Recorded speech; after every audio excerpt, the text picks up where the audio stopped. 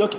So now, so you can see we're talking about digital immortality, and you can see here as the continuation of the previous video that we're looking at memories and how we turn our videos, our pictures into memories. Please quickly go in.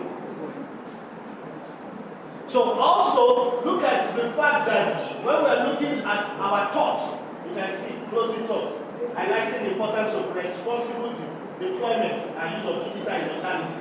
You have to be very careful with it. People can manipulate it, like Yahoo Yahoo and all those kind of things. And then it has spiritual consequences as well. So let's go on. You can see capturing skills. You can use your digital device to capture your skills and also archive them. And I'll show you an example of that. So let's just go to the example. Look at this.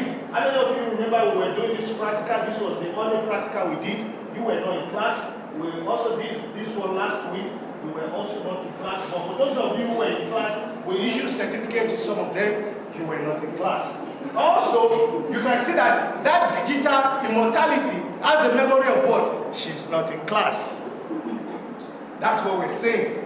So, the digital immortality was able to capture the moment. And you can see that up to this very day, the continuation, the sustainability of that class, which is our class of creativity and design, is immortalized in the digital dimension. That is also sustainability even under sustainable development goals of the United Nations. And you can see all of the practicals we've done. I even took it to the basketball field over there after class to play a basketball match with a group of people. And you can see I incorporated it with our underlevels and our postgraduates as well, so that in 100 years from now, we will say she was in class last week and she took permission that she was going for what? And that's what I'm saying. So that's how digital immortality works. But she's there. You are actually in this video, right here. Okay? Yes, you are. So you can see some of the students. Our EDS day is coming. We're going to be showcasing some of the things we're doing in class, and you can see some of the students. Last year we graded some of this stuff. She was one of our best students.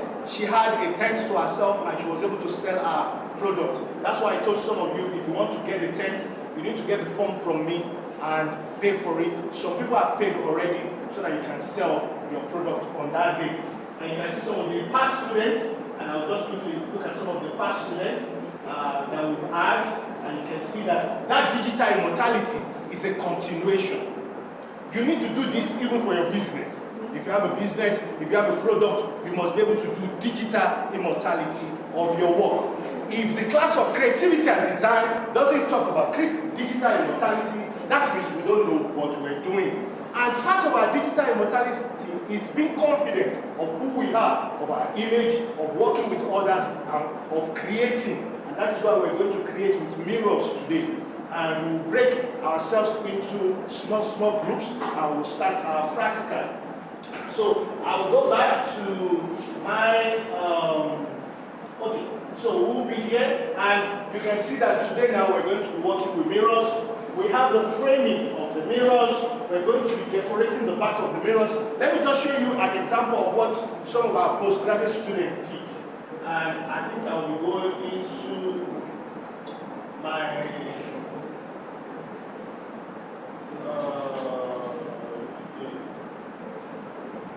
just 1 second.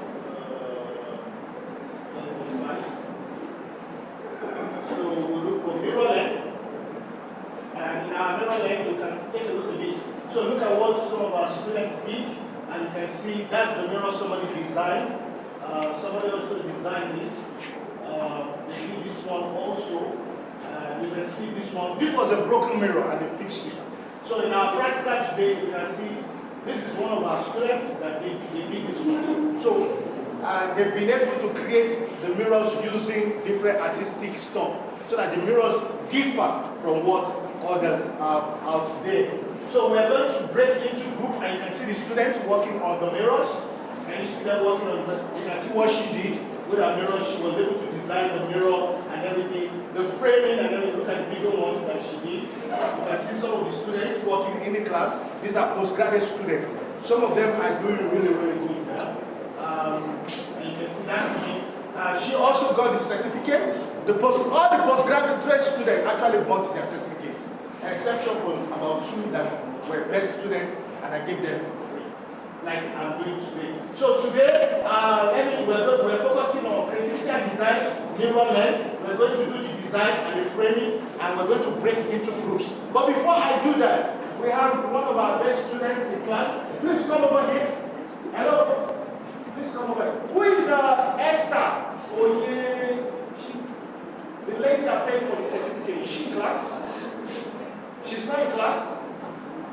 Okay. So, the certificate goes like that, and if you want, you can pay for it. The reason why I'm giving her is because our work that she did is also part of our exhibition. And I think the other girl that our work also made the exhibition, she's not in class. She already got our certificate. She doesn't have to pay for it.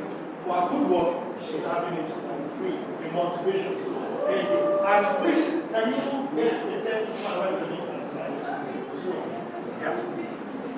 So there was a lady that paid to have her own. Her certificate is there. You can see everything is packaged. She also has something like this. If you want a certificate like this, you can pay. It's 2,500. But if you don't have 2,000, it's not mandatory. It's not compulsory. If you don't have 2,500, whatever you have, you can approach me. I will still work it out. Okay? Because I know the economy is tough. Okay? So that's that. And you can talk to me after class, and then I'll work my help for you. So you can write your name. Yes, just write your name here. Write your name here, right? And then I will sign on the other side. So also, guys, today we're about to start the practical. We have our framing material, and you can see that we have mirrors, and we're going to. Don't worry, I will teach you how to do the framing. Guys, you have to be very, very, very careful when you're working as a team and when you're working with mirrors. Because you have to remember that the mirror can break. If the mirror breaks, the class has not ended. The class has just begun. You will find a solution to fix the mirror. Okay? So don't think that if I break the mirror, I will just let the mirror is broken, so the class is over. No. So come over here. Come over here. Let's get you. So come. So you can see for the camera. So she has the certificate for her class, and she's not going to pay because she's one of our best students. So I will sign it. No worry. So now we're going to break into groups and start our practical. The tools are here. We have, for those of you that will be using watercolor, we have watercolors here. Now, guys, when you do the back of the envelope, when you do the back of the, you can see what she did. She did advanced work here. But you have to remember now, you have to design something to go to the back. Okay? And you can see what they did. Look at what this was a broken mirror, so they did this to cover the broken part of the mirror. That was what they did. Okay? And you can see this one. But we're not going to go with this stuff. We are going to go with framing and also designing of the back. Look at what they did with the design of the back. Look at what they did. Think creative.